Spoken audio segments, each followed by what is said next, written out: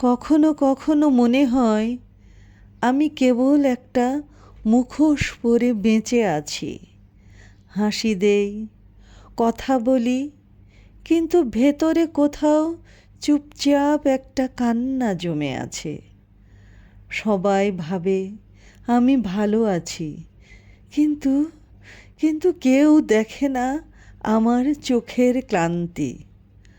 প্রতিদিন নিজের সাথে একটা গোপন লড়াই চলে, যার কোনো দর্শক নেই, বিচারক নেই, শুধু হার মানা আমি। জীবনের দিকে তাকালেই মনে হয় আমি যেন কেবল হেরে যাওয়া পৃষ্ঠাগুলোর একজন লেখক। সব কিছু রেখে একা কোথাও হারিয়ে যেতে ইচ্ছে করে, যেখানে কোনো প্রশ্ন নেই, নেই কোনো জবাবের দায়।